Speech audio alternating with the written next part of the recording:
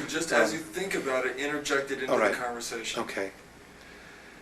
You mentioned throw the television out. Are television programs conditioning our youth into accepting these hostile beings, do you think? Or is that just human beings doing anything for a buck? I don't necessarily know. I don't know. But the violence is desensitizing. Violence is just a way of life now. We've been taught that. We've been programmed that violence is just a way of life. So when we see really violent acts, oh, that's too bad. Well, honey, what's on Channel 7?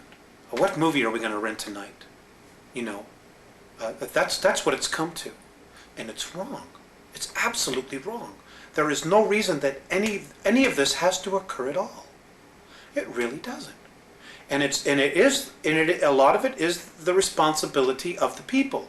Because if the producers in Hollywood are going to make movies like this, and we're going to go and buy the tickets, well, they're going to be motivated for the buck to continue to make these kind of movies. Where if they spend $20 million and nobody buys a ticket, they won't be making those kind of movies. So it comes back to people taking personal responsibility for what they think, what they want to believe, and what it is that they want to create. Do the Andromedans really feel that we'll be able to reach that window? Right now it's undecided. And that's the scary part. They don't know. What would help push it forward? I don't know.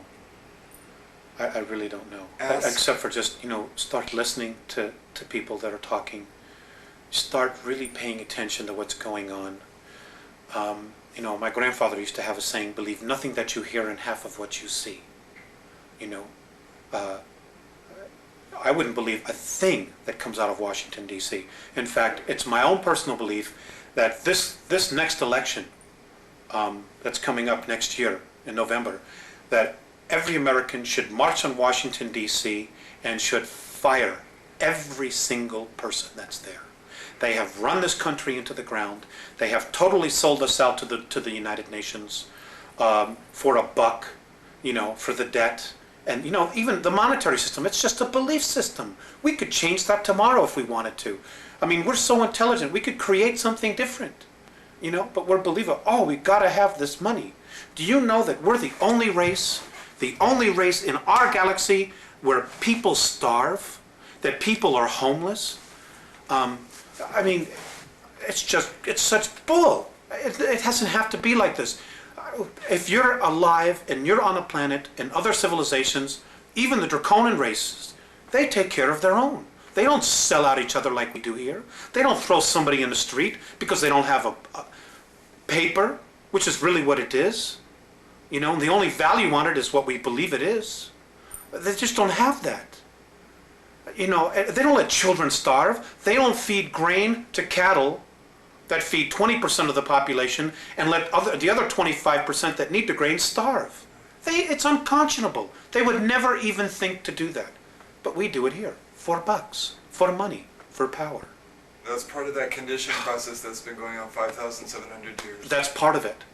But the responsibility is that there are people that know what's going on and they play the game anyway. They don't have the courage to say, look, folks, let's deal with the realities here.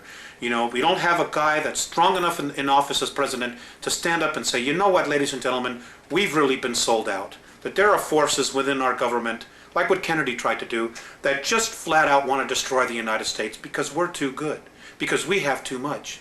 Instead of raising the consciousness and the life, everyday life, what's the word I'm looking for? A standard of living of instead of raising the standard of living that we have globally, they would rather just destroy the United States, or destroy our standard of living so that we're comparable to everybody else. So now everywhere is a third world nation. And that's exactly what they're doing. And they're doing it for power, for greed.